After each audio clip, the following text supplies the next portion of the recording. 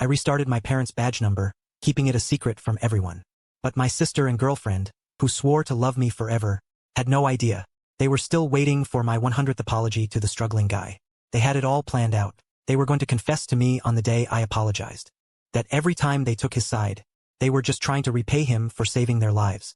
On the very day I sat in the police car to start my new job, they were happily waiting for me to come home, so they could tell me. They finally didn't have to favor anyone anymore. They could live happily ever after like before. But instead, they received the news of my death. In the martyr's cemetery, I looked at my parents in the black and white photo. Tears welled up in my eyes. Looking at the war comrade's orphan, my tone was stern and serious.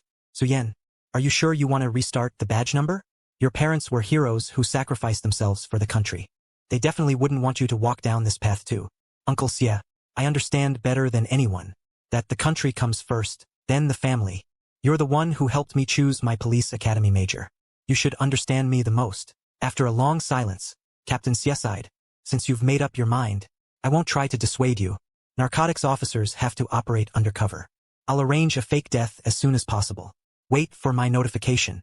After getting what I wanted, a weight lifted from my heart. I bowed to this respected elder, and slowly left. After getting home, in the usual living room, the atmosphere felt particularly heavy today.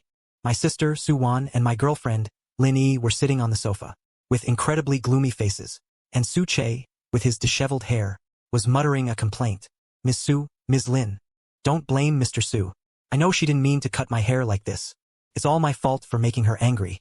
That's why he took all his anger out on me. The jade color in Lin Yi's eyes deepened. Her voice was full of anger. You don't need to defend him.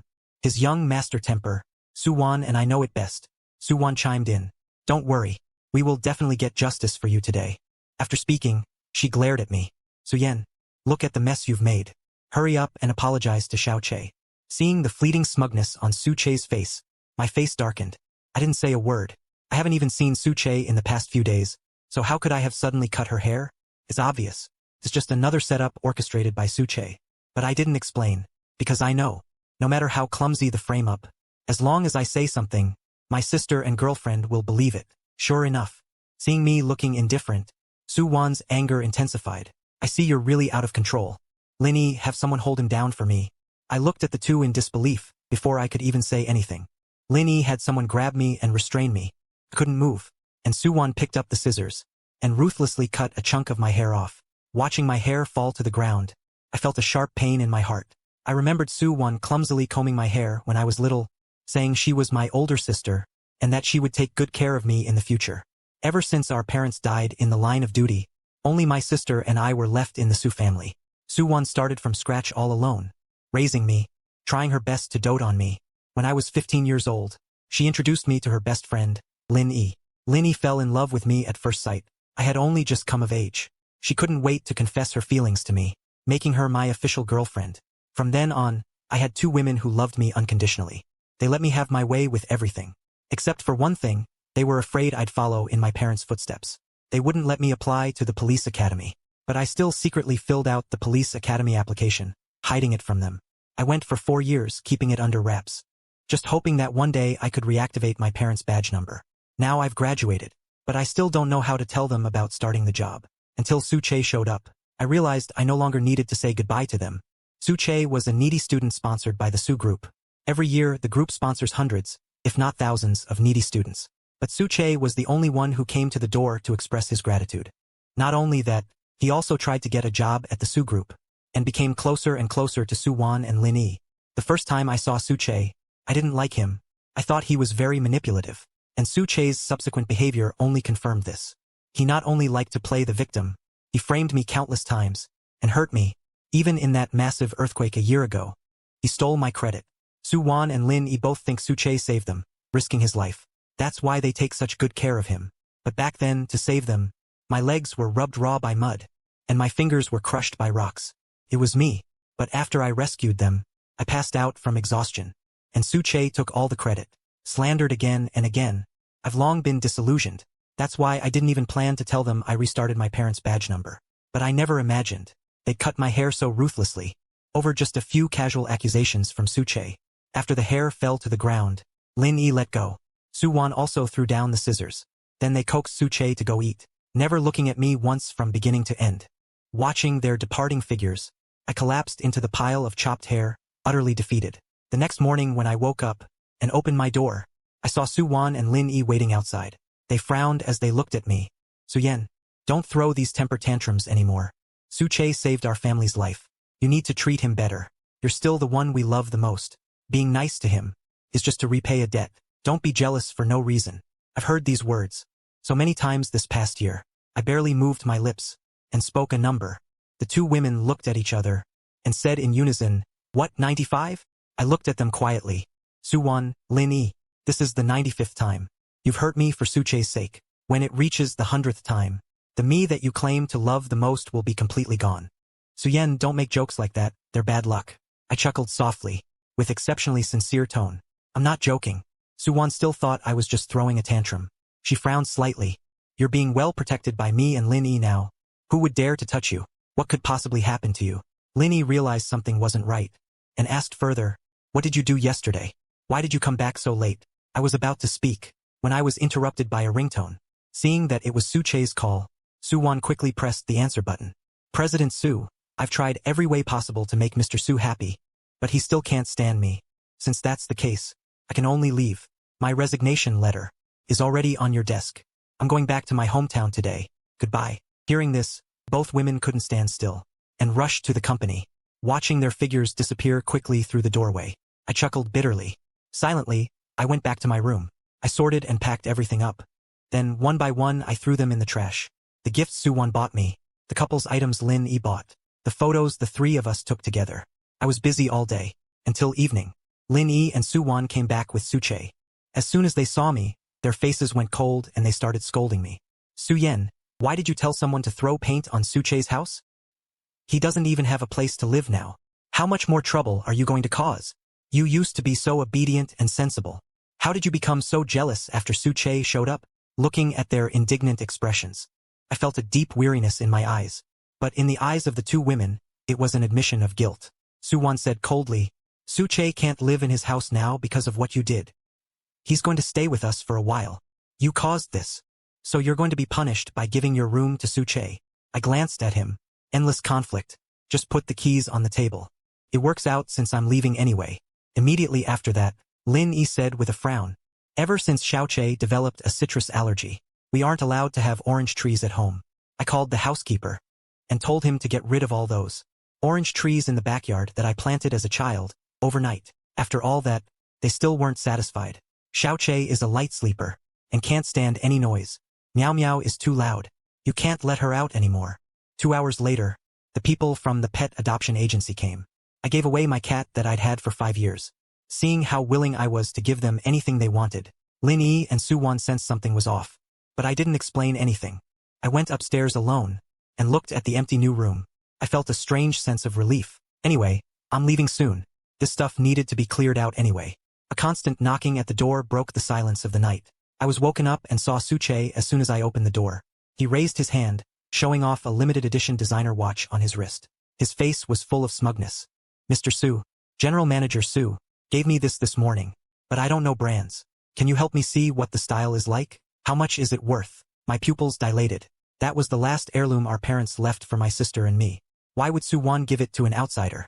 My first instinct was to take the watch back. How could he give you this watch? Give it back to me. Seeing this, a triumphant smile appeared on Suche's face. He turned and ran. I chased after him. Just as I was about to call out to him, I saw him look at me and smile smugly. Then he opened his arms and fell down the stairs. There was a loud bang. It suddenly startled Lin-yi and Su-won, who were discussing work in the study. The two of them, seeing Suche lying in a pool of blood, unconscious, looked terrified. Lin-yi rushed downstairs and hugged him tightly in her arms. Xiaoche, wake up, wake up. Su-won grabbed my hand directly and questioned me sharply. I knew you were pretending to be obedient yesterday. Behind our backs, you're trying to bully Xiaoche. Su-yen, you've disappointed me too much. Suche's injuries were serious and couldn't be delayed. The two of them quickly drove him to the hospital. Before leaving, they forcibly dragged me away, so I could apologize to Suche as soon as possible. Not long after Suche was pushed into the operating room, a nurse rushed out of the room in a panic. Who is Rh negative? He's losing too much blood. We urgently need a transfusion. As soon as she finished speaking, Suwon grabbed my hand. She's just another log on the fire already burning inside me. Hearing this, she violently shook off his hand. I don't believe you. It wasn't me who pushed him. Why would I give him blood? Then Suwon took off her bracelet and held it up in front of me. Suyen, if you don't go, I'll smash this bracelet. Lin Yi was staring at me. If Suche, something happens to him because of you, then we're calling off the engagement. I felt a buzzing in my head. I looked at Suwon, choked up. So, you really gave him mom and dad's things? Then I turned to look at Lin Yi. Her eyes were so red, they looked like they could bleed. So in your mind, all these years between us don't even measure up to Suche? The two women were stunned by my words. Before they could say anything, I suddenly snatched the bracelet from Suwon's hand. Word by word, cold as ice. You remember this. This is the 96th time. Finally, under the nurse's guidance, they took 600 cubic centimeters of blood in one go. After I rest up, when I came out of the hospital room, my legs were incredibly weak. I had to be helped just to walk out.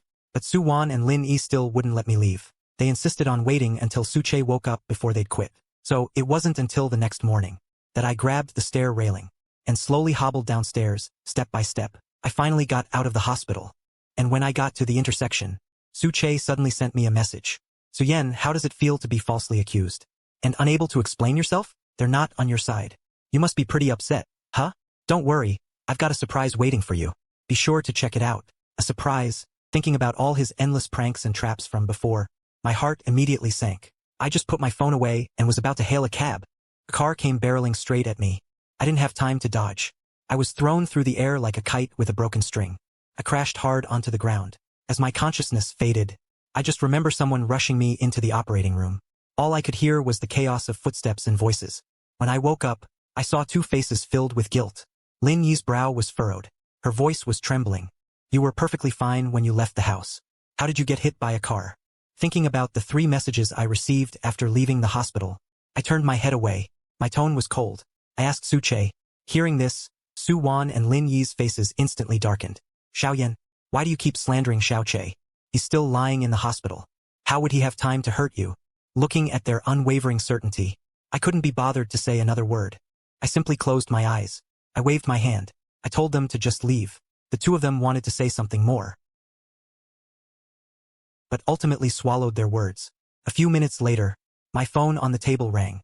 I've already arranged things for Xiaoyan. He should be leaving in about a week. I'll immediately escort the goods.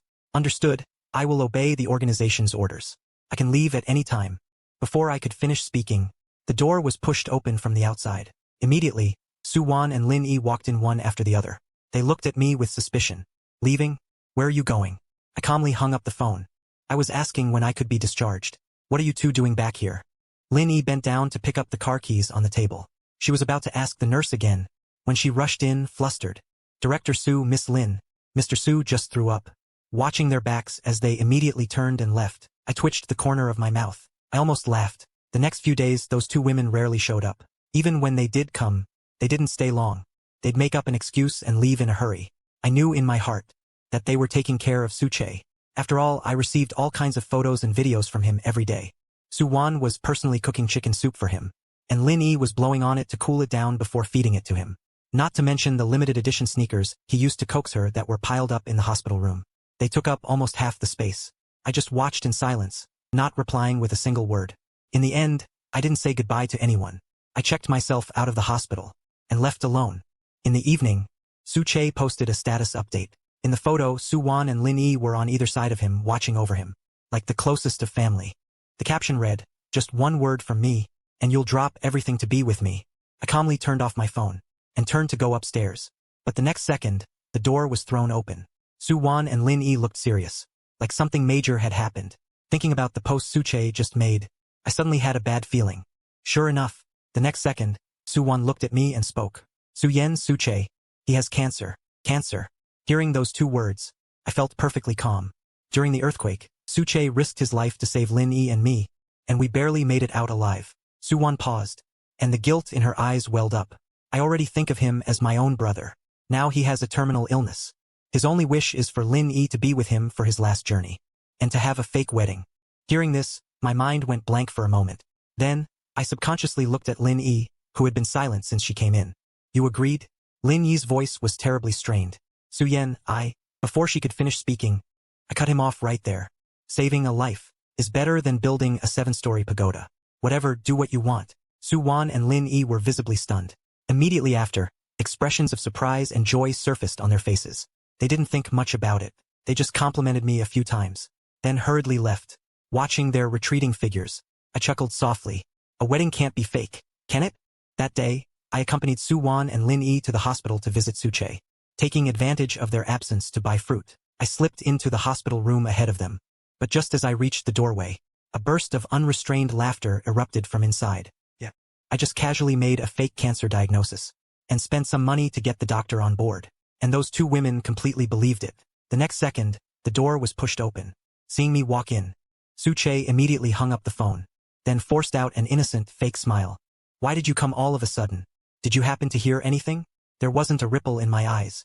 I didn't hear anything. I couldn't even be bothered to deal with him anymore. That guilty look on his face. I just turned around and walked away. Su-chae obviously didn't believe it.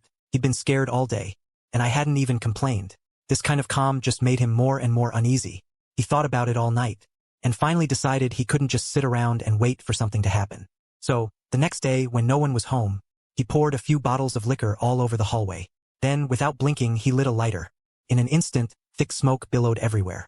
When the flames were raging out of control, Su-chae, with a sob in his voice, dialed Lin-yi's number. Lin-yi, where are you? My room's on fire. I can't open the door. You gotta come back and save me. Meanwhile, I was jolted awake by the acrid smell of burning. I frantically dialed 911. Then I rushed into the bathroom, soaked a towel, and held it tightly over my nose and mouth. I made my way down the stairs to escape. I barely made it to the first floor, when I ran into Su-won and Lin-yi, who were rushing into the blaze. But maybe it was because the smoke was too thick, because the two of them didn't even see me looking a mess. They just went crazy, rushing up the stairs. The fire around us was completely out of control. The burning wood was crackling and popping. But they didn't even hesitate. They rushed headlong to the master bedroom at the end of the hallway. A few minutes later, I watched them lead Su-chae out, protecting him. My nails dug into my palms. My bedroom was right next to the stairwell. But those two women didn't spare me even a glance, as if they'd forgotten I even lived there. The fire department arrived quickly and put out the fire. Then they investigated the cause of the fire on the spot. The moment he heard the words arson, Su-chae immediately looked up, his eyes red. He looked at us with despair. Su-yen, I know you're not happy that Lin and I are getting married, but I just wanted to fulfill a dream. If you really don't want it, I can call off the wedding. I can call off the wedding. But why would you lock me in the room and try to burn me alive? The crowd was instantly in an uproar. Looks of disdain and shock were thrown my way. My heart sank. I was about to speak up and clear things up, when a resounding slap landed hard on my face. Su-won glared at me, full of anger. I always thought you were petty, jealous. I didn't expect you to be this deranged, doing something so outrageous. What rules did Su-yan's parents teach you? Did you learn absolutely nothing? Can you even look them in the eye? This is the first time in 23 years Su-won has ever hit me. She just starts hitting me without even asking, all for some outsider. I just stared blankly at the person in front of me. My arm was shaking uncontrollably. Lin-yi's eyes were full of disappointment when she looked at me. I planned this whole wedding. I was afraid you'd be sad, and begged me countless times behind your back. I only planned it after getting your agreement. Why are you playing this two-faced game? Even if you're angry and want to settle the score, you should take it out on me, not on a patient with a terminal illness. Facing the furious Lin-yi and Su-won, I just felt a tightness in my chest. I opened my mouth and exhaled a breath of stale air. Only then could I barely hold onto my sanity. First of all, the firefighter and police said that the arson was intentional. They never said that I started the fire. Are you convicting me based solely on one person's word? Secondly, I, Su-yen, walk the straight and narrow, and stand tall. I would never do anything unconscionable. Finally, I don't care about whether that damn wedding is real or not. As for the terminal illness, seeing me refute, each word resounding with conviction, Su-won and Lin-yi, whose eyes were clouded by anger, somewhat regained their senses. But hearing the words, terminal illness, Su-chae's face instantly turned pale. Terrified that his lies would be exposed, he rolled his eyes back and fainted. This sudden turn of events instantly threw the two women into a panic. They didn't even bother to listen to my explanation. They frantically had the bodyguards take him to the hospital. As they were leaving, Su-won called the butler over and told him to lock the young master up in the South Bay villa. Unless he bows his head and apologizes to Xiao-chae, no one is allowed to let him out without my say-so. Watching their hurried figures leave, A self-deprecating bitter smile tugged at the corners of my mouth. The 99th time. In the 5 days I was confined to the villa, I didn't leave the room once. Except for the meals left outside the door on time. No one came to see me.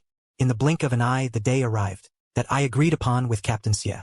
Just as I was thinking about how to violently break out and rejoin the team, a sudden commotion erupted downstairs. It was Su Wan and Lin Yi bringing that Su Che home. Immediately afterwards, the door that had been closed for days was pushed open. Su Wan saw the visible slap mark on my face. Her stern tone finally softened. Su Che agreed not to pursue it anymore. Don't do things like this again. Lin Yi and I can tolerate your spoiled attitude, but we can't condone you doing things that are so immoral. I didn't say anything. With a blank expression, I turned and walked downstairs. Su Che was sitting on the living room sofa waiting. The moment he saw me, he put on a pitiful act, as if he'd been greatly wronged. Mr. Su, everything is my fault. I apologize to you. As soon as he said this, Lin Yi and Su Wan, who had just come downstairs, both frowned. He's the one who owes you an apology. Su Che, you don't have to be so humble. I ignored them. I rummaged through the shoe cabinet for shoes, put them on and walked out.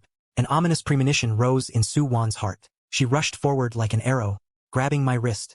What are you going out for? I slowly turned my head, looking at her anxious face with mocking eyes. Today is our parents' death anniversary. You forgot the raging wind on the desolate mountain. The howling made the hem of my clothes flutter loudly. I bent down and carefully placed the white chrysanthemums. Then I bent my knees and kowtowed firmly several times at the tombstone. Seeing the bright red blood seeping from my forehead, Lin Yi and Su Wan, who were standing beside me, felt a little sorry for me. They quickly bent down and pulled me up. The spirits of your parents will understand your filial piety. Why hurt yourself like this? Lin Yi gently stroked my shoulder. Soften your tone. You have to be safe and sound so your mom and dad can rest easy in the afterlife. Don't ever do anything so outrageous again. Su Che, seeing this, even started banging his head on the stone slab like he was copying her. Then he dramatically gasped for air. Instantly, the two women who were just moments ago all sweetness and concern towards me, both let go, and pulled Su Che into their embrace. It's only natural for Xiaoyan to pay respects to his parents. Why are you, silly child, joining in? Su Che blinked innocently, forcing out 2 drops of tears. Uncle Su and Auntie Su were great heroes. Lin Yi always treats me like family. In my heart, I've long considered the Su family my own. I have to kowtow. Hearing this, Su Wan froze on the spot. When she turned her head to look at me again, her gaze was filled with a complex and indecipherable mix of emotions. Lin Yi, on the other hand, sighed deeply and squatted down to brush the dust off his pants. Seeing the bloodstain on his forehead seemed to be spreading, she immediately turned around anxiously and sprinted down the mountain to get the first aid kit. Su Wan remembered that there was iodine in the car, so she also hurried down the mountain. In the blink of an eye, the large cemetery was left with only me and Su Che facing each other. Without those 2 women, Su Che instantly raised his chin, revealing an ugly, smug look of petty triumph. Su Yen, you watched the 2 women who doted on you being played by me. It must be killing you inside, huh? In the end, you're still my loser. I didn't even bat an eye. I just picked up a stack of spirit money and tossed it into the dancing flames. My voice hoarse, I murmured, Mom, Dad, I've made up my mind. I swear to carry on your will. From this day forward, Su Yen no longer exists in this world, but I believe your spirits in heaven will understand my choice. With a bang, Su Che viciously kicked over the brazier that was burning so brightly. Hot sparks went flying everywhere, instantly burning a red mark onto the back of my hand.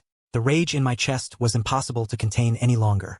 I took a sudden step forward and raised my arm, slapping him across the face with a loud crack. Su Che, are you freaking crazy? I'm warning you, if you dare pop off in front of me again, I will expose all your dirty deeds.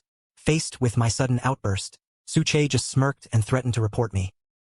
Was going to see who those 2 dumb broads would believe. What he said was definitely right. So this time I wasn't going to say anything more. I gave him a cold look and turned to head down the mountain. Unexpectedly, Su Che jumped on me, clutching my wrist tightly. Su Yen, don't try to act tough in front of me. I hate how high and mighty you think you are. It won't be long. Your sister and your girl will be mine. We'll see. I struggled to break free, filled with disgust, but Su Che just gripped tighter. During the intense struggle, both of us lost our footing at the same time, falling and tumbling down the steep stone steps. I ended up as a human cushion. My back of my head slammed hard against the rock wall. Blood dripped down my hair. As light slowly returned to my vision, I heard 2 anxious voices. Poor little Che. Losing so much blood. Su Wan knelt on the ground, trembling as she reached out to touch him. Does it hurt a lot? Don't worry, Sis will take you to the hospital right away. Su Che put on a show of heart-wrenching sobs and tears, falling like money from the sky. As soon as you two left, Mr. Su took his anger out on me because of the wedding, said he was going to teach me a lesson, and pushed me down. As soon as he said that, Lin Yi and Su Wan's faces turned as black as the bottom of a pot. Lin Yi was shaking with anger, again and again. Su Yan, when are you going to stop acting crazy? Doing this at your aunt and uncle's gravesite? Aren't you afraid they'll see? Su Yan, I'm so disappointed in you. I'm warning you one last time. If you recklessly hurt little Che again, I, Su Wan, will pretend I don't have a little brother like you. Watching them, the image of them holding Su Che tightly in their arms, the last bit of light in my eyes went out. I mustered the last bit of strength to answer them. For the 100th time, as you wish. The two women frowned, not understanding this desperate declaration at all. Their hearts and eyes were only on that Su Che, who had a scratch. They were too lazy to ask another question. They supported Su Che, one on each side, and left without looking back, only leaving behind a harsh word before leaving. You just stay here and reflect. Whenever you figure things out, that's when we'll bring you back. Looking at their backs, I struggled to twitch the corner of my mouth. My voice was barely audible. I won't be back. Su Yan will never be back. A drop of hot, muddy tear slid from the corner of my eye, then quickly dried in the cold wind, leaving no trace behind. When the blood gradually congealed, I finally gathered a faint bit of strength. I staggered down the mountain. That shocking crimson blood dragged a tragic, long trail on the gray-green steps. At this moment, a black SUV was quietly lurking at the foot of the mountain. Captain Xie, who had been waiting for a long time, smelled this bloody scent and was terrified. He immediately rushed forward and steadied me. What happened? I weakly waved my hand, my voice hoarse. It's nothing. I just slipped. We're still doing the fake death plan today like we talked about, right?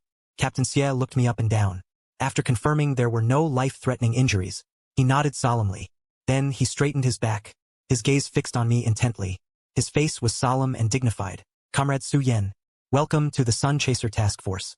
From this moment on, all your previous identifying information will be erased. You have no name, you have no identity, but your soul will forge an everlasting monument.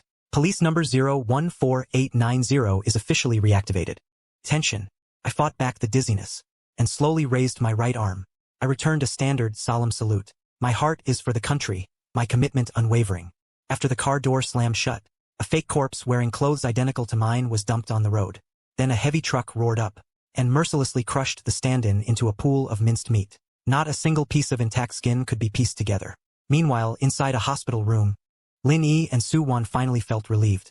After learning that Su Che only suffered some minor scratches, a doctor stared at the lab report, his brow furrowed into a deep frown. The patient doesn't even have a decent wound. Where did all this blood come from? Could there have been a second person lying at the scene? Upon hearing this, images flashed in the minds of the two women. Me lying in a pool of blood. Their eyelids twitched, but the thought only flashed for a moment, and was quickly dispelled by Su Che's words. After I fell, Mr. Su grabbed a bag of blood plasma, splashed it on the ground, and fell down too. That's where the blood came from. The doctor's eyes widened in shock. Just as he was about to open his mouth to refute this nonsense, he saw Su Wan's grim face, nodding in agreement. He's not doing this for the first time either. Don't worry, Xiao Che. I'll make sure you get justice. Su Che immediately squeezed out a few tears in cooperation. Lin Yi was tenderly rubbing her hand, the small red marks on her back, comforting her with gentle words, until she coaxed the Buddha to sleep. Only then did the two women tiptoe out of the hospital room. Unexpectedly, they were stopped by the doctor just as they stepped out the door. Ladies, please get the lab results straight. It's written in black and white. That wasn't some kind of stage blood. It was real, fresh human blood. I strongly suggest you bring the other injured person in for a checkup immediately. Look, he lost so much blood. Could be life-threatening. These words were like a blow to the head, hitting them hard. So much blood. Not stage blood. And not Su Che's. Could it really be mine? The two women's hearts sank. They were about to turn around and ask Su Che what had happened, when they heard the man, who was supposedly asleep, let out a burst of laughter. His tone was full of schadenfreude. You should have seen how pathetic Su Yan looked. I played him like a fiddle. The other day I set a fire, and he just took a slap in the face for nothing. Got locked in the closet. Today he even busted his head open. Nobody cared that he was bleeding. Do you think that good-for-nothing will bleed out and rot in the cemetery? A loud crash. The hospital room door was kicked open. Su Che jumped in fright. His phone clattered to the ground. He looked at the two women who had returned, and felt a chill run down his spine. His brain short-circuited instantly. Su Wan's sister Ling Yi. Didn't you guys leave already? Why are you back? The two women's faces were ashen. They strode up to him. Suwon grabbed his collar and pulled him up, yelling, "You set that fire, the blood. It was Xiaoyan's. Why are you lying?" The tenderness and affection Lin Yi once had was completely gone. Dark clouds gathered in her eyes. "We haven't treated you badly. And you turn around and bite us? Framing Su Yen? Do you have no conscience?" Under such terrifying, high-pressure scrutiny, Su Che was scared out of his wits. "You two sisters must have heard wrong. I wouldn't even step on an ant if I could help it. How could I possibly do something so cruel and heartless?" However, once the seed of suspicion sprouts, it will spread wildly like poisonous vines all over the mountains. Thinking of everything that had happened recently, the two women exchanged glances. They both saw suspicion in each other's eyes. Seeing the pitiful face in front of her, Lin Yi had no more face to spare. She decisively pressed the call button, summoning a nurse, and booked a full-body checkup of the highest standard. First stop, the oncology department. Su Che's face instantly turned deathly pale. He shook his head desperately, shrinking into the corner of the bed in resistance. "Sister Lin Yi, I'm feeling okay. No need for a checkup. How about we transfer to B hospital?" His guilty and panicked demeanor instantly woke up Suwon.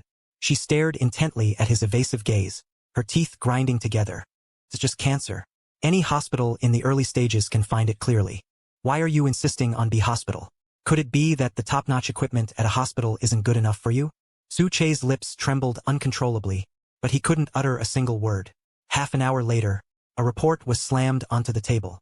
After precise screening, Mr. Su's body is very healthy. There isn't even a trace of cancer cells in his body, although they had already suspected it in their hearts. When the truth was laid bare before them, Lin Yi and Suwon still felt a little breathless. The blood was from the fall.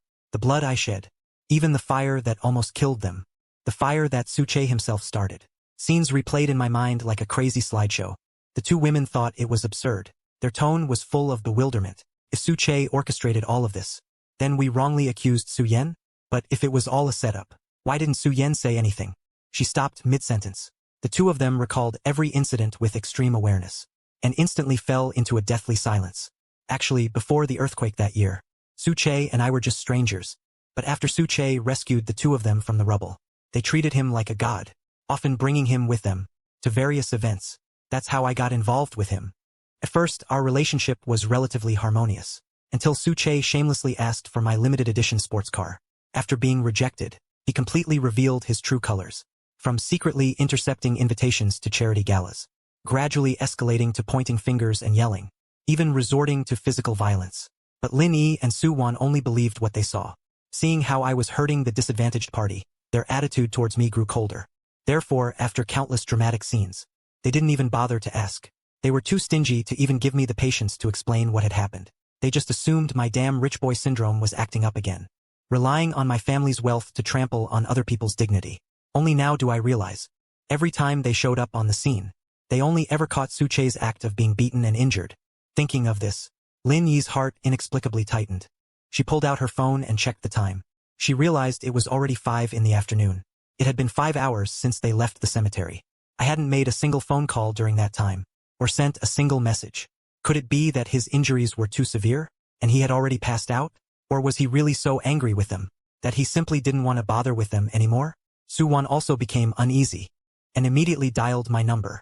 She tried calling him a dozen times, but his phone kept going straight to voicemail. Finally, on the 28th try, Lin Yi couldn't take it anymore. She abruptly got up and headed to the garage. Suwon followed close behind. The two of them drove straight back to the villa. When they heard the housekeeper say, with a blank look, that she hadn't seen him all day, their hearts started racing. They almost recklessly turned the car around and sped towards the cemetery. In the deep of the night, the cemetery was brightly lit. The wailing of sirens echoed through the night sky, making Suwon and Lin Yi uneasy. Seeing the police tape, they both realized at almost the same time that something had happened. They parked the car and rushed towards the scene, anxious to find out what was going on. But before they could get close, a policeman blocked their way with a straight face. "There's been a car accident ahead. The scene is under investigation. This road is temporarily closed. Please turn around and go back the way you came." Those few short sentences struck Lin Yi and Suwon like a thunderclap. They froze in place. Suwon swallowed hard a few times, before she could barely manage to squeeze out, "We're looking for someone. My brother came to sweep the tomb today, and he hasn't come back yet." The policeman immediately sensed something was wrong. He immediately pulled out his phone, opened the photo album, and held up the photos he had just taken of the scene in front of them. He questioned them. Was your brother wearing black clothes today? Seeing the tattered black clothes pieced together on the screen, and the familiar white chrysanthemum pin on the chest, Su-won's vision went black. She almost collapsed. Lin Yi caught her in time, but her heart was pounding like a drum. Where did you find these clothes? Where is Su-yen? The policeman sighed heavily, and gently shook his head. Your brother was in a car accident this afternoon. He's gone. Please accept my condolences. Lin Yi and Su-won's minds went blank. They were completely stunned. They left the cemetery that afternoon. Xiao-yen was perfectly fine. He even talked to them. How could he be gone just half a day later? Neither of them could accept this result. They went crazy, tearing through the police line to rush in. But when they pushed through the crowd and pulled back the white sheet, seeing the mangled and bloody mess underneath, they finally broke down completely. The two usually high and mighty women, at that moment, cried like children. When she woke up again, seeing the snow-white walls above, Lin Yi vaguely thought she had a nightmare. She dreamed that I was dead, but I'm perfectly fine. How could anything happen to me? She kept shaking her head, trying to shake off that terrible thought. But when she turned her head and saw Su-won squatting in the corner, with a numb expression, her whole heart felt like it was being clenched tightly. Even breathing became difficult. Lin Yi's lips parted slightly, anxiously wanting to confirm that this was just a dream. But the hospital room door was pushed open. Several police officers walked in holding folders. They solemnly told Lin Yi and Su-won, after the medical examination report, they have confirmed that the victim of this car accident was Su-yen. The two women looked up at the same time. Their eyes were red, almost screaming as they retorted. That's impossible. We saw Xiao-yen yesterday. He was fine. How could something happen to him? Su-won shook her head even more violently. Her voice cracked. My parents were police officers. My brother went to police academy. He's not like ordinary people. He can't be dead. Afraid they would be overstimulated and faint again, the police quickly stepped forward to comfort the officer in charge of the case. He adjusted his glasses, waiting for them to calm down a little. Then he told them everything point by point. They pulled up the cemetery surveillance footage. They saw me fall from a high place, head wound, and after they arrived, they only rescued another gentleman. I was left lying in the cemetery for over an hour before I could get down the mountain. But because of the blood loss, I fainted when I got to the road. Then I was run over and dragged by a big truck, ultimately leading to my death. Just hearing these words, Su-won and Lin Yi could already imagine how horrific the scene was. The police then handed over some photos taken from the surveillance footage. Seeing the bloodstains covering the steps, and the figure collapsing on the road, Su-won burst into tears on the spot. Lin Yi clutched those photos tightly, her eyes hollow as if her soul had been ripped out. His mind replayed over and over the last glimpse he caught yesterday noon, when she helped Su-chae leave the cemetery. I was lying there in a pool of blood, not moving, silent. In that moment, he actually had the thought of turning back to take me with him. But in the end, he didn't turn around. And so, this farewell, this glance became the last. After a full-scale search by the police, they only recovered 60% of the body tissue. Looking at the autopsy report, it showed severe dragging and crushing, making facial recognition impossible. These few words froze the blood in Su-won and Lin Yi's veins. They simply couldn't imagine the kind of pain I must have endured before death. That excruciating pain, spreading from my heart throughout my entire body. The pain was so intense it nearly suffocated them. Their tears had long since dried up these past few days. They couldn't even cry anymore. They could only desperately scratch at their own scarred hands, hoping to use pain to suppress the pain. The coroner looked at them and sighed heavily at their appearance, reminding them that the deceased's face was severely disfigured, suggesting cremation as soon as possible, so that the deceased could rest in peace. Su-won signed her name, trembling, in the family member section. As the last stroke fell, he felt like the breath that had kept him going all this time had completely dissipated. Lin Yi stood to the side, staring blankly at the white sheet. A dark, gray emptiness filled her eyes, as if no light could penetrate it. The room was eerily quiet. They weren't sure how long it had been. The secretary walked in, giving a report. President Lin, President Su, we've investigated the matter you asked about, and it's been clarified. We took photos of Mr. Su and asked the Earthquake Rescue Organization.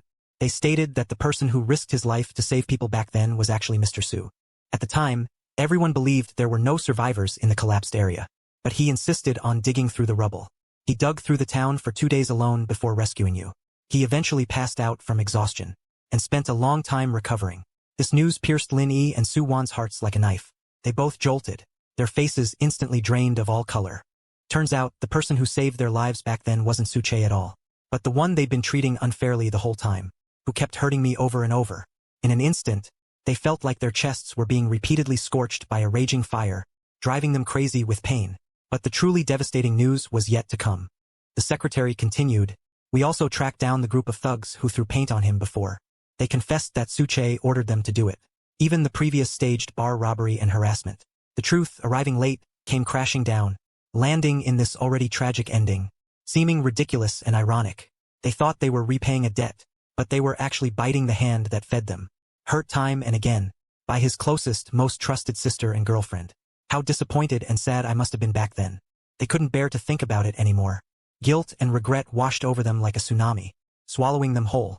Standing before my dead body, they both finally said the words, 'I'm sorry.'" Suwon knelt on the ground, her voice choked with emotion. "I'm so sorry, Xiaoyan. I watched you grow up. How could I ever suspect you of doing those things? You must really hate my sister, huh? I shouldn't have left you at the cemetery. Caused you to die tragically in the wilderness. Mom and Dad must be heartbroken seeing this from heaven." Lin Yi knelt down too. Tears splashed on the ground. She apologized over and over again, her voice breaking with sobs. "That day, I should have left with you that day. You were the one in the most pain. Why did I leave? I said I'd take care of you for the rest of your life, but I hurt you the most. I'm sorry, I'm sorry." One desperate sob after another echoed in the room. "But no one will ever answer again. I chose Nanshan Cemetery as my destination. It's close to the Martyrs Cemetery. The environment is quiet. Few people are buried here." That day, Suwon held the urn. Lin Yi held the portrait. They went up the mountain in the light rain. The people who came to the funeral, besides a small number of Sue's family members, all that's left are my old classmates and friends. Seeing that black and white photograph frozen in time, nobody could believe it. How could someone perfectly fine just suddenly disappear?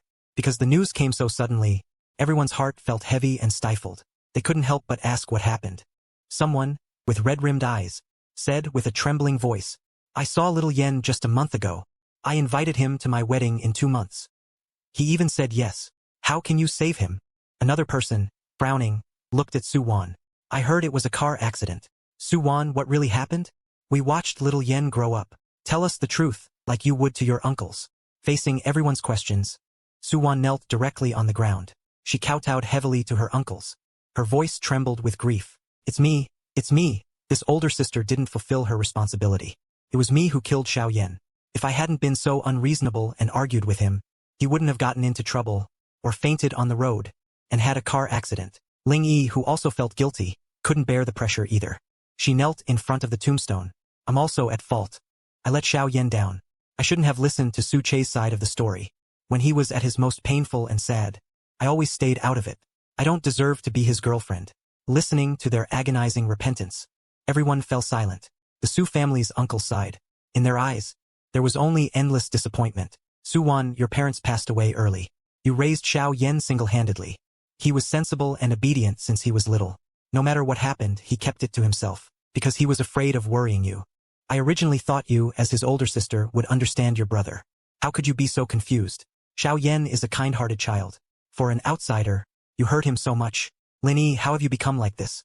Lin Yi and Suwon's faces turned pale. The drizzle was falling softly. People came and went to pay their respects. The sky gradually darkened, but they still refused to leave. They just stared at the frozen face on the tombstone, lost in a daze.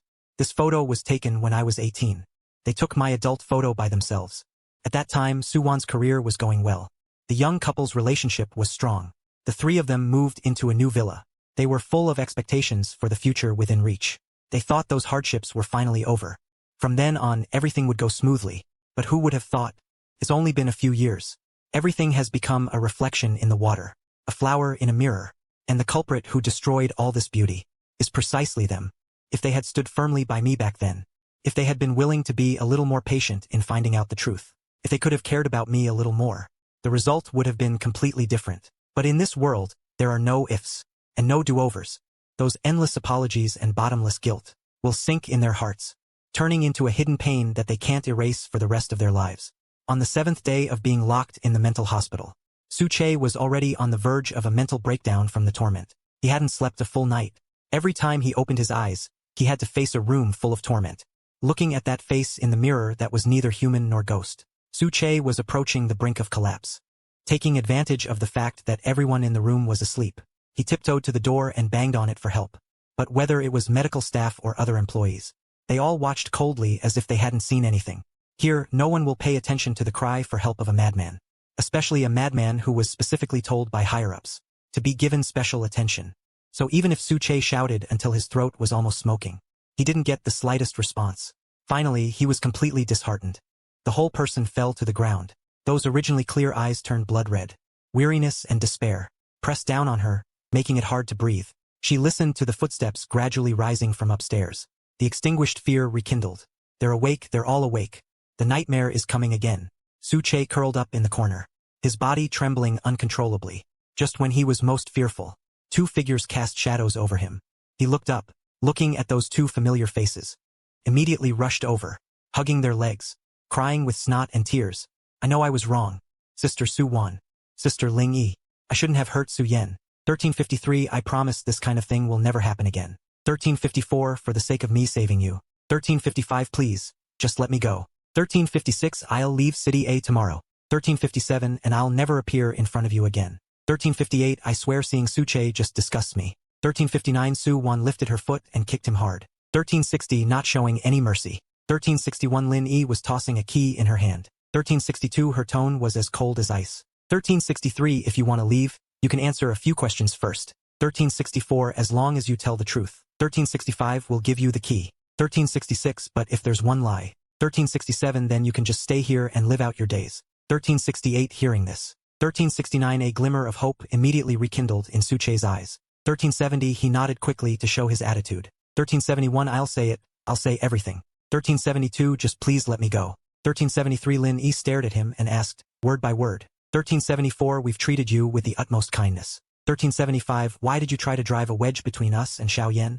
1376 Su-che shrank his neck. 1377 instinctively wanting to lie. 1378 but meeting those eyes that seemed like they wanted to devour him. 1379 he didn't dare to make up any more stories after all. 1380 he could only spill out everything he felt inside. 1381 I'm just jealous of him. 1382 someone dotes on him. 1383 I also want to be like him. 1384 to be a carefree young master from a wealthy family. That's all. 1385 Lin-yi clenched her hands into fists. 1386 her nose tingled. 1387 she closed her eyes. 1388 you got everything you wanted. 1389 so why did you repeatedly try to frame him? 1390 Su-che swallowed. 1391 his voice was weak. 1392 I just don't have any security. 1393 I wanted to prove that in your hearts. 1394 I'm more important than him. 1395 every time there was a choice between us. 1396 seeing you protect me. 1397 was the happiest moment in my life. 1398 I realized that I was also worthy of being loved. 1399 every word,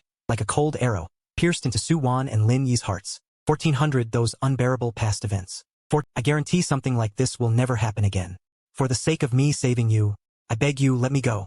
I'll leave City A tomorrow. I'll never appear before you again. I swear, seeing you, Su-che, just makes me sick. Su-wan raised her foot and kicked him hard. They didn't show him any mercy. Lin-yi was fiddling with a key in her hand. Her tone was as cold as ice. If you want to leave, you can answer a few questions first. As long as you tell the truth, we'll give you the key. But if you tell even one lie, then you're stuck here for good. Hearing that, a glimmer of hope immediately sparked in Su-che's eyes again. He nodded quickly, expressing his stance. I'll tell you everything, I promise. Just please let me go. Lin-yi stared at him, asking one word at a time. We've been more than fair to you. Why did you try to drive a wedge between us and Su-yen? Su-che shrunk back, instinctively wanting to lie. But when he met those eyes that looked like they wanted to devour him, he finally didn't dare to make anything up again. He could only spill out everything in his heart. I'm just jealous of him. Someone dotes on him. I just want to be like him. To be a rich, worry-free young master. Lin-yi clenched her fists. Her nose twitched with emotion. She closed her eyes. You got everything you wanted. So why do you keep framing him over and over again? Su-che swallowed hard. His voice was weak and shaky. I just feel insecure. I wanted to prove that in your hearts. I'm more important than him.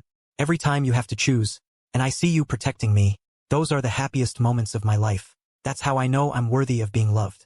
Every word stabbed into Su-wan and Lin-yi's hearts like a cold arrow. Those unbearable memories became an obstacle they could never overcome in this lifetime. With emotions swirling, they asked one last question before losing control. All this time, have you ever felt any remorse for what you've done? Hearing that word, a flicker of confusion flashed quickly across Su-che's eyes. He didn't understand why they were still asking such a pointless question, when they already knew the truth. Is remorse useful? He never thought it was. But driven by the instinct to survive, he still squeezed out 2 tears. Of course, I'm really so regretful. I shouldn't have harmed Mr. Su. Even though he wasn't as good to me as you guys were. You're lying. Su-won finally saw through his clumsy disguise this time, completely losing her patience. She raised her fist and slammed all the anger and pain in her heart onto him. Lin-yi stood to the side, watching coldly without saying a word, waiting for Su-won to exhaust herself and stop. She looked at Su-chae, whose face was beaten beyond recognition, raised her hand, and threw the keys into the sewer outside the door. Since you're not being honest, then you can just stay here and rot. Watching helplessly as his only way out was blocked, Su-chae, dizzy and disoriented, stopped acting. He struggled to get up, his expression twisted. Why should I stay here and be tormented? While you guys can live the high life, why should I feel remorse? It's clearly because you guys are too stupid. This simple little trick. I've played it so many times, and you still can't see through it. If it weren't for your indulgence, how could I have framed Su-yen without any hesitation? All the suffering she endured, you're just as much to blame as I am. The truth was completely ripped open. Lin-yi and Su-won staggered back a few steps, even having trouble breathing. They stared at him intently, their eyes almost spitting fire, but they were still unwilling to admit the truth. You exploited our guilt and gratitude towards you, and drove a wedge between us. If it weren't for you, how could we have misjudged Xiaoyan? You're the real culprit. You're a lunatic. If I had known you were this vicious, I would never have helped you back then. Since you show no remorse, then wait for your retribution. Things have escalated to this point. Su-chae also knows there's no turning back. He completely lost his fear. He threw his head back and laughed maniacally. Retribution? I've never believed in retribution. Even if there really is retribution. Su-won, Lin-yi, you think you can escape? I'm all alone. Death is no big deal. What about you? I curse you to forever lose your loved ones, and never find peace in the next life. Ahahaha. Those faded and withered emotions were like fuel to the fire for Su-won and Lin-yi now, like rubbing salt in the wound, pouring salt on their injuries. They could no longer suppress their grief and anger. They directly called the staff over, wanting Su-chae to experience all the pain I had endured. The next second, screams echoed in the air, but the pain in their hearts was not relieved in the slightest. They knew better than anyone, no matter how much they repented, or how they retaliated, I wouldn't come back. They would never have a chance to make amends again. Although they had left the mental hospital, the curse of forever losing their loved ones still echoed in their ears. Su-won closed her eyes. Her hand in her sleeve trembled uncontrollably. Lin-yi covered her face. Tears streamed down through her fingers. Bone-deep pain swept in like a storm, almost tearing them apart. They say time can dilute pain, but that saying was useless for Lin-yi and Su-won. It didn't help at all. Day after day passed. All the memories about me. Instead, it became clearer and clearer in the agonizing years. The burned-down villa was rebuilt, and the two of them moved back in. The furnishings and objects in the room were all restored to their original state. Orange trees were replanted in the garden. The kitten that had been sent away was also brought back. Everything looked like it hadn't changed, but everyone knew it had changed a long time ago. That boy who would sit on the balcony, making tea and reading. That little boy who would run 3 kilometers in the yard every day, without fail. That person who would make love breakfast for his sister and girlfriend. Will never come back, after losing the most important person. This villa, which was once full of laughter, slowly cooled down. Lin-yi locked herself in her room. She didn't leave for months. Su-won drowned her sorrows in alcohol all day long. Never sober. The two of them would occasionally meet, and only stand silently like 2 stones in front of my grave. Winter passed and spring came. The daisies on the grave withered and bloomed again. On my 25th birthday, the two of them sat in Nanshan for a whole day. They didn't go back down the mountain until it was almost dark. On the way, Su-won's voice was very heavy, and asked Lin-yi, I'm gonna see Mom and Dad. Are you going? Lin-yi's throat moved. A complex emotion flashed in her eyes. In the past, the Su siblings would go to the martyr cemetery to sweep the tombs every year. She would go with them. But since I passed away, as soon as she thought of that cemetery, she felt like she was trapped in a nightmare, and couldn't break free. That broken black coat became a lingering shadow for her, so she never set foot there again. But today, for some reason, she suddenly wanted to go there and see. So she nodded slightly. Her voice was so low it was almost inaudible. Go! It's Xiaoyan's birthday today.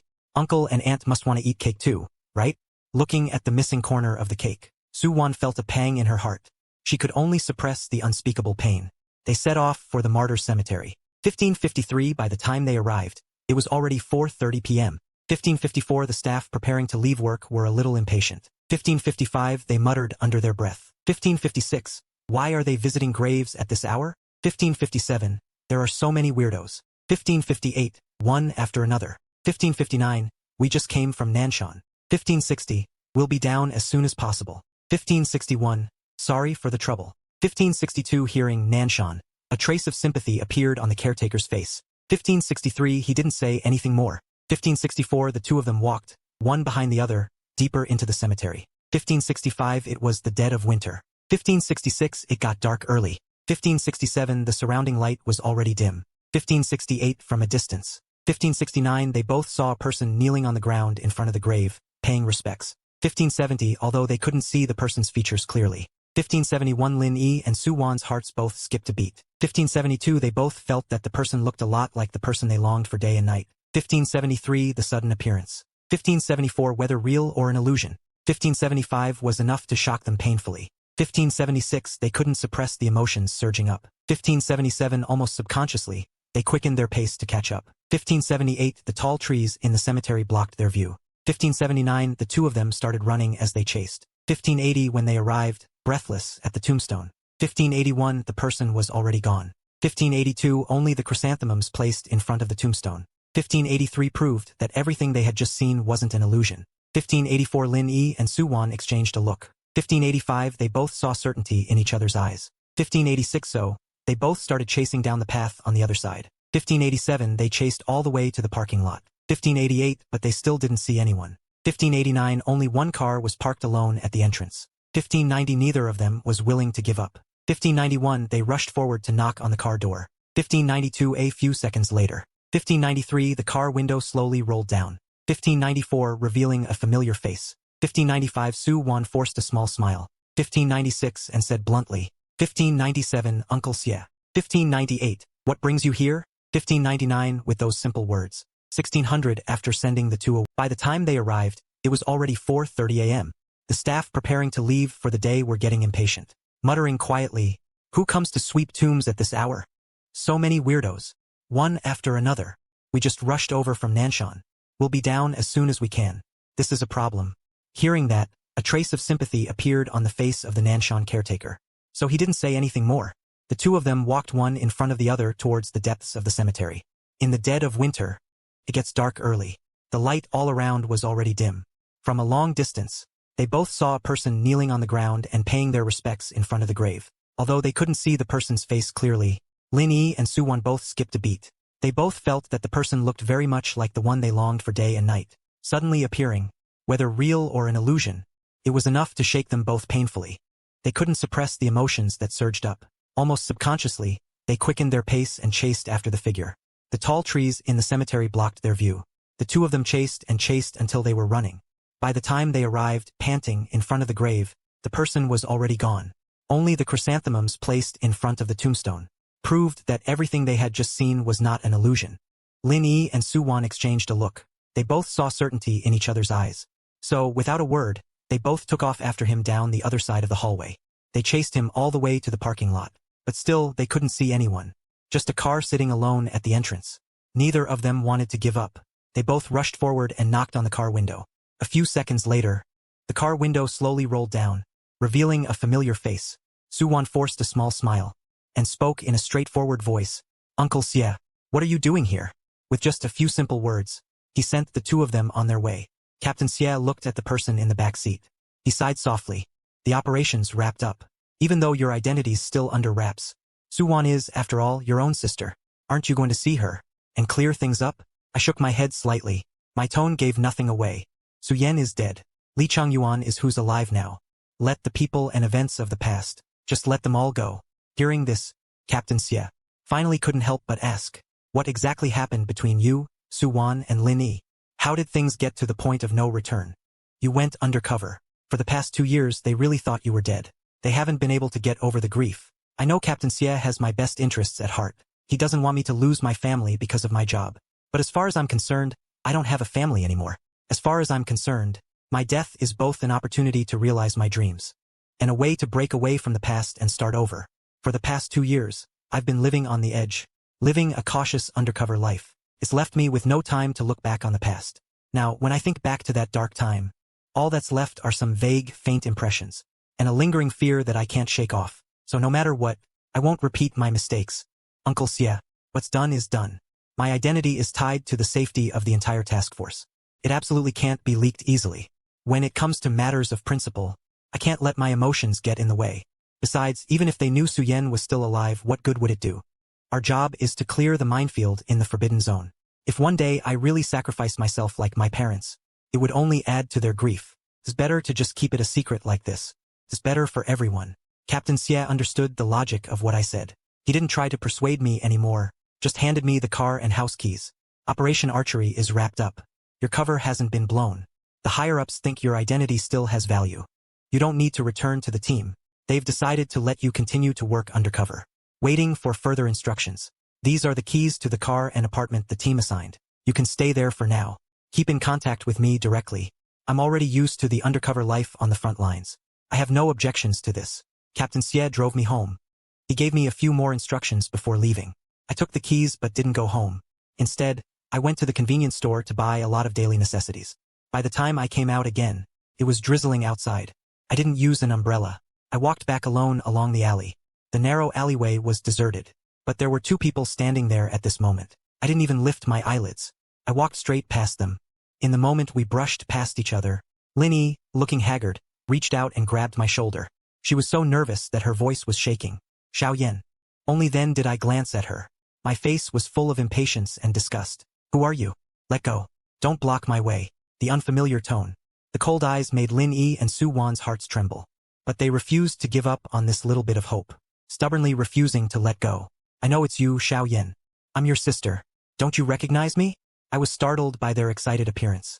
I threw down the things in my hands and hit them with my elbow. Are you trying to be a hooligan? The two of them stumbled back from the force of the blow. I took the opportunity to break free and ran away, shouting as I ran, "Help! Help! There are kidnappers!"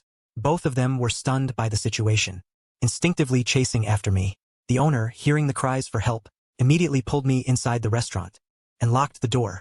Through the glass, he glared warily at the people outside, yelling, "Get lost, or I'm calling the cops."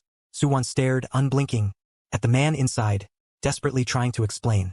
"You've got it all wrong. He's my brother." Before she could finish, I jumped out, ripped off my mask, and said, "Who's your brother? Don't let them fool you, mister. I don't even know these people. They're trying to hurt me. Call the police." Seeing a face so different from the one in her memory, Lin Yi's words caught in her throat. The sliver of hope that had just ignited was now completely extinguished. All that remained in her eyes was confusion. Suwon was equally disbelieving. Her initial gut feeling told her the man at the cemetery had to be him. She was sure she couldn't be wrong. But after chasing him all this way, the man she found, besides a similar build, bore no resemblance, in either looks or personality, to her brother. While the two women were stunned, the owner had already called the police. 10 minutes later, the police arrived and took all four of us back to the station. With the police present, I didn't hold back. I immediately acted self-righteous and vividly recounted the night's events. I walked out of the convenience store, and these two blocked my way. They insisted I was their brother and tried to drag me away. I just knew they were up to no good. Watching me rant and rave, jump and shout, Suwon and Lin Yi's eyes dimmed a little more. They didn't want to admit it, but I have to admit, this Li Chengyuan guy isn't me. Even when Su Che framed me a million times before, no matter how wronged, how pissed off I was, I wouldn't yell and scream like some uncouth yahoo, with absolutely no upbringing or manners. Person's looks can change and you can fake a voice, but personality and temperament, there's just no way there'd be that big a difference. I don't really know what they're thinking right now. I just blurted it all out, and then slammed my hand on the table. That's the story. Officer, the witnesses and statements are all coming. There's gotta be security footage, too. You gotta help me out here. The officer, head down, meticulously wrote down every word. Then he turned to look at Suwon and Lin Yi. Why were you two tailing a lone guy? Suwon pursed her lips, a flicker of emotion in her expression. We were going to the cemetery. We saw him paying his respects. We thought he was someone we knew, so we went after him to ask. It was just an accident. Hearing that, I got even more riled up. I shot them a glare. After following me for this long, they dare call it an accident? This was clearly premeditated. Those two are definitely up to no good. Book 'em for their own good. They gotta be booked. The cop's temples were throbbing from my yelling. He held up a hand for silence. Then he continued questioning them. So you met at the cemetery? Are you paying respects at the same grave? Su-won's eyes flickered slightly. Her voice lowered. We went to the hero's cemetery to visit my parents. I still had this nonchalant attitude going on. My tone was very casual. The hero's cemetery, huh? The old man made me promise to visit their graves before he died. I barely managed to squeeze in a visit, and then they latched onto me. My tactless tone immediately darkened Su-won and Lin Yi's expressions. Their gazes swept over coldly. I'll say it again. It wasn't harassment. I just mistook them for someone else. As soon as Lin Yi finished speaking, I scoffed. Mistaking someone with a face full of disdain? You're kidding me. I don't even know you people. You just met and you're calling brother. You could mistake your own real brother. Your eyesight is really messed up. Who wants to be your brother? That would be like being cursed for 8 lifetimes. They stood up almost simultaneously, veins popping out on their foreheads. Their fists were clenched tightly. Watch how you talk to me. Xiao Yan is nothing like a hoodlum like you. Seeing that the two sides were about to fall out, Captain Xie finally rushed over and clarified the situation, saying that it was just a misunderstanding. For his sake, the police didn't pursue the matter any further and let them go. After he took the 3 of them out of the police station, I was still muttering beside him. Why are they making a big deal small? And a small deal disappear? They're obviously just 2 female thugs. If you ask me, they should be arrested. Captain Xie gave me a helpless glance, but his tone became serious. Let people off when you can. Since it's been clarified as a misunderstanding, then let it go. It's getting late. Go back quickly. After speaking, he raised his hand to stop a cab, and forcibly stuffed me in, even though I was still unwilling to give up. Watching the car drive away, Captain Xie turned around. A friendly smile appeared on his face again. Jingchen is impulsive. Don't hold it against him. Seeing Uncle Xie, who had taken care of them since they were little, protecting someone so outspoken like that, Su-won immediately grew suspicious. Just who is this Uncle Xie, anyway? Why did you take him to sweep my parents' graves? Captain Xie had anticipated this question before he even arrived, so he trotted out the prepared explanation. Jingchen's family makes a living by fishing. Before your parents passed, they saved his father's life. He's always remembered that kindness. He's been insisting on visiting the graves all these years. A couple years ago, his father died of a cerebral hemorrhage. He was still talking about it on his deathbed. So Jingchen promised to go sweep the grave for him every year. He just happened to run into me today, so I gave him a ride. His explanation was logical and well-supported, but for some reason, the 2 of them still felt like something wasn't quite right. But what exactly was wrong? They couldn't put their finger on it. They could only furrow their brows, and the more they thought, the more confused they became. Captain Xie, not wanting them to dig any deeper, added a few more words. Jingchen is rash, sure, but he's not a bad guy at heart. His family isn't well off either. He didn't get much of an education, and grew up with his grandma. His parents are gone now too. He's pretty pathetic. For my sake, just be the bigger people and don't hold it against him. Hearing this, the 2 of them were reminded of Su-yan's equally difficult life. The last bit of anger in their hearts slowly dissipated. They nodded silently. Captain Xie could tell who they were thinking of. He sighed deeply. Xiao Yan has been gone for 2 years now. You have to move on. Don't be too sad. She has big brother Su and his wife taking care of her in heaven. She definitely wouldn't want you to keep dwelling on it either. He was clearly trying to comfort them, but Su-won and Lin Yi's mood just got heavier and heavier. They raised their heads and looked at the overcast sky. The night sky was devoid of stars. The emotion in his eyes was turbulent. If there really is a soul after death, then would Su's parents be extremely disappointed, seeing them hurt Xiao Yan again and again? And if I die miserably in despair, would I ever forgive them? A wave of sadness and pain washed over them, almost making it hard for them to breathe. They didn't know what else to say. He could only silently turn and get into the car. When they got back to that villa, staring at the pitch-black, unlit rooms, they both froze in place. If Xiaoyan were still here, seeing we were back, she definitely would have run to the balcony, smiling and waving to us, right? Today is still her birthday, but she'll never get to eat birthday cake again. All night long, Linny tossed and turned, unable to sleep. What kept flashing back in his mind was that figure he saw at the martyr cemetery. Felt like a rock was stuck in his chest, and he couldn't push it down no matter what. Was that person really not me? He repeatedly murmured the name Li Jingchen. He couldn't take it anymore and finally got up at 6. He sent a message to his secretary. Outside the window, the sky was gradually brightening. He went downstairs, wanting to get some fresh air. As soon as he stepped outside, he saw Su-won standing in the corner.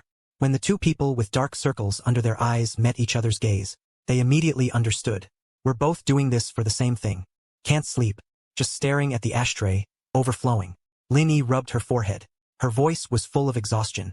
Uncle Sue and Aunt Sue used to always tell you, you weren't allowed to smoke. Now you smoke so much every day. Be careful, your body won't be able to handle it. Su-won coughed a few times from the smoke. The fingers holding the cigarette trembled slightly. Xiaoyan's gone. Nobody tells me what to do anymore. Lin Yi felt a pang of sadness. Tears almost welled up. He turned his head and walked out. Walking fast, Su-won stubbed out her cigarette, casually asking him where he was going. Lin Yi paused for a moment. She didn't even know where she was going. Just instinctively wanted to escape this prison full of memories. Guess I'll just go get some air. With that, Lin Yi drove out the door, wandering aimlessly through the streets. Her head was a mess the whole way. He couldn't even figure out what he was thinking.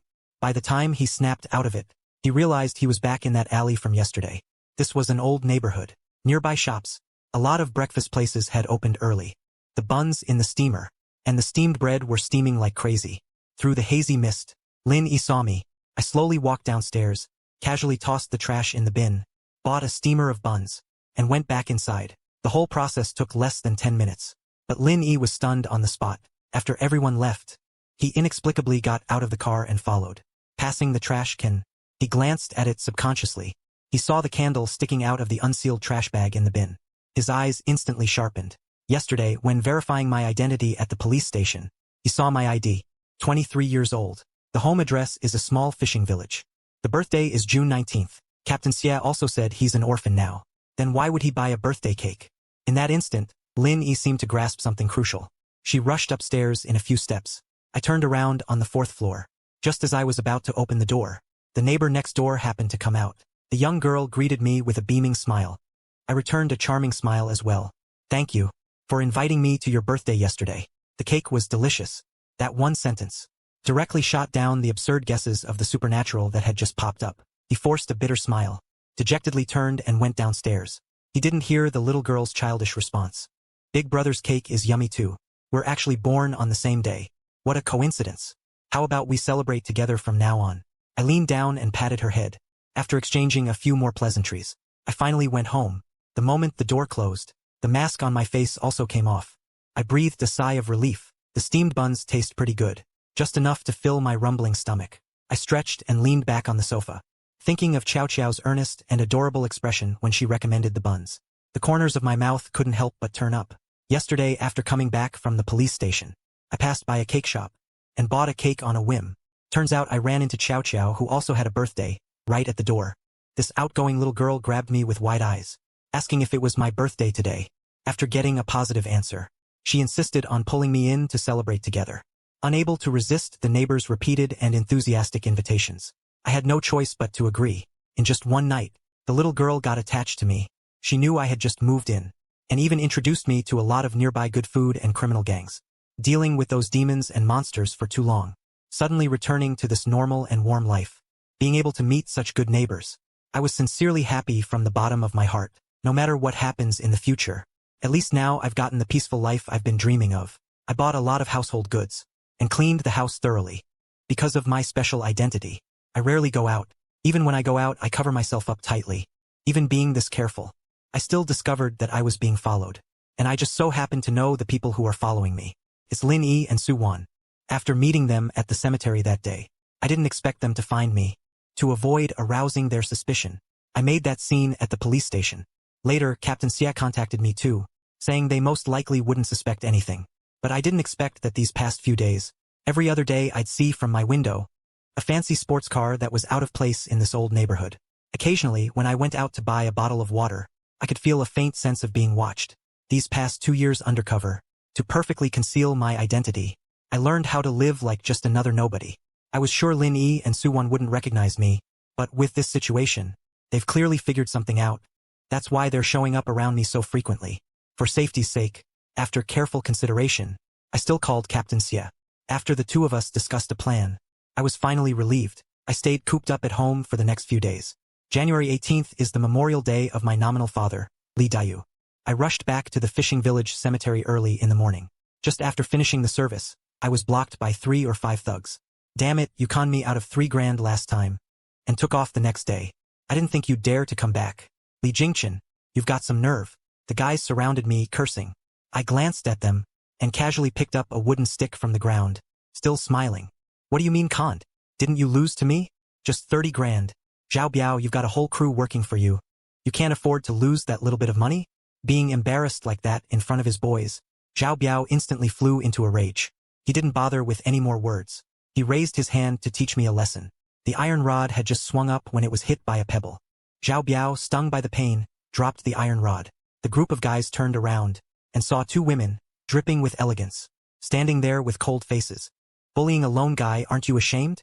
Zhao Biao spat. He glared at them, his face full of displeasure. Who the hell are you? If you keep looking, I'll teach you a lesson along with this pretty little thing. I've never seen one like her before. With a command, several thugs immediately started fighting with the two women. Watching the chaotic scene unfold before me, I took the opportunity to slip away, without a second thought. These two groups were fighting fiercely. It wasn't until 5 minutes later that they realized something was wrong. A lackey looked around. He suddenly slapped his thigh. Damn it! That little punk ran away. Too busy to settle the score with them, they immediately chased after me aggressively toward the village entrance. The two women's tense bodies finally relaxed slightly. Looking at the wounds on each other's faces, Su Wan and Lin Yi were stunned for a few seconds before they realized that I had quietly slipped away while they were fighting. Both of their faces darkened. In these days, they can't forget what happened in Lin Yuan. Reason tells them that I'm not Su Yen, but driven by their subconscious, they still unconsciously follow me. I rarely go out, but as long as they see that room with the curtains always drawn, their hearts, tormented for 2 years, can find a moment of peace. They're not looking for me, whether I'm Su Yen or not, but looking for an answer that can put their minds at ease. Driving back to that dilapidated neighborhood, seeing the lights on in the room, both of them breathed a sigh of relief. Su Wan rolled down the car window and lit another cigarette. Lin Yi picked up that dog-eared file and looked at it intently. It was clearly just a stranger's biography, but she had flipped through it countless times. She was already so familiar with it. She didn't know why she would be so concerned about such an unremarkable person. In me, she couldn't find any similarities with Su Yen. But just looking at these words, but what kept popping into his head was the way I looked when I was a kid. This ridiculous feeling. It made her wonder several times if she was losing her mind. But after hearing Su Wan say that she occasionally fell into that state too, Lin Yi realized it wasn't just a hallucination. The two of them went to see a therapist specifically for a consultation. The doctor diagnosed them with severe depression and gave them a treatment plan. You two were probably triggered into a mental breakdown by the news of Mr. Su's death and didn't get any psychological healing afterwards. So the condition just dragged on and got worse and worse. The situation kept deteriorating. And at this point, you met someone who looked like Mr. Su. In the place where Mr. Su had his accident. In your extreme longing for him, you subconsciously started treating this Mr. Lee as a shadow of Mr. Su, and developed a dependence on him because of it. Although you can't bring people back from the dead, for the sake of your health, I suggest you spend more time with this Mr. Lee. His presence will help you recover from your illness. Maybe he can help you get over the trauma of the accident and start living a normal life again. Remembering what the doctor said, Lin Yi's heart fluttered. Su Wan, since Li Jingchen can help us recover from our illness, why don't we bring him here to live with us? Maybe it's fate that we met him. Even though he's not Xiao Yan, she's had a hard life too. Let's just think of it as accumulating good karma for Xiao Yan. Su Wan had just had the same thought. She nodded slightly. He has some issues, but he's not a bad person at heart. Since my parents saved his dad, I'll give him a hand too, so he doesn't go down the wrong path later, and let down my parents' expectations. The two of them discussed it for a while longer, before going upstairs together, and knocking on that door. They knocked for a full half-hour, but there wasn't a sound from inside. Finally, the neighbors couldn't stand it anymore. They yelled a few things. I only cracked the door open a little, peering out with wary eyes, completely on guard. Are you two never going to give it a rest? Get lost, or I'm calling the cops. Hearing that, Su Wan instantly blew up. Lin Yi quickly grabbed her. Forcing down her emotions, she spoke. Let's talk about what happened today. I glanced at them sideways. My tone was awful. Talk about what? You were stalking me, weren't you? Then let's talk at the police station. Let's see if you can get away this time. Saying that, I was about to slam the door. Lin Yi was quick. She jammed her hand in the doorway. I wasn't going to be nice to her. I slammed the door shut. Her entire hand instantly bruised and turned black, completely purple. Furious, Su Wan couldn't help but shout. Li Jingchen, we saved you. Don't be so ungrateful. I didn't ask you to save me. Weren't you just being nosy? And now you want to hold it over my head? No way. Seeing that the two of them were about to start arguing again, Lin Yi endured the pain and interrupted them. We didn't come here to argue. We just want to discuss something with you. If you don't give us this chance, then tomorrow afternoon, That gang of thugs that cornered you might come looking for you. My expression slowly changed at those words. Finally, I stared hard at them. Spit it out. Lin Yi wiped the cold sweat from her forehead. Slowly released her hand. Her voice was a little weak. This isn't a good place. Let's go to the tea house.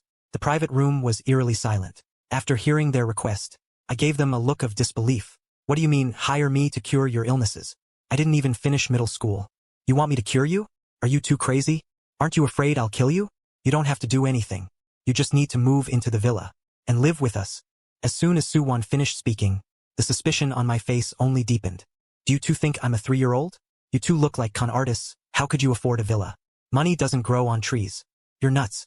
Lin Yi took a deep breath and handed over a business card, trying to prove her identity. I didn't even look at it. I threw it straight into the trash can. I can make one of these things too. Suwon simply pulled out a bank card and handed it over, simply stating, "There's 8 million in the card." I weighed it in my hand and snapped it into pieces. A sneer on my face. Trying to use me to launder money? I won't fall for it. Then the two of them made countless more offers. I rejected them all. Suwon's patience gradually ran out. Her face darkened. What exactly do you want before you'll believe us? Took a sip of tea. Crossed my legs. Casually pointing to the tallest skyscraper in the city outside the window. By that building. Let me see your strength first. A few days later, when the two of them came to my door with proof of purchase, I still didn't take it seriously, and took the opportunity to make a new request. I heard Yunin Temple is very effective. I haven't been sleeping well lately. You two go and get me a good luck charm. Remember to be sincere. That afternoon, Lin Yi and Suwon step by step. Their video of climbing the mountain for blessings spread all over the internet. Watching the two of them bloodied and battered in the video, my eyes flickered slightly. Those deeply buried memories instantly surged up.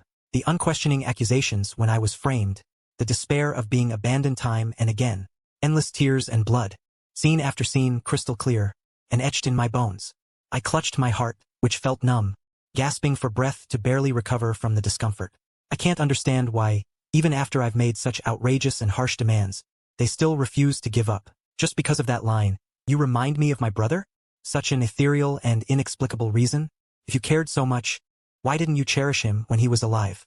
It's been so long since he died, and you still want to find comfort in someone completely unrelated? It's laughable.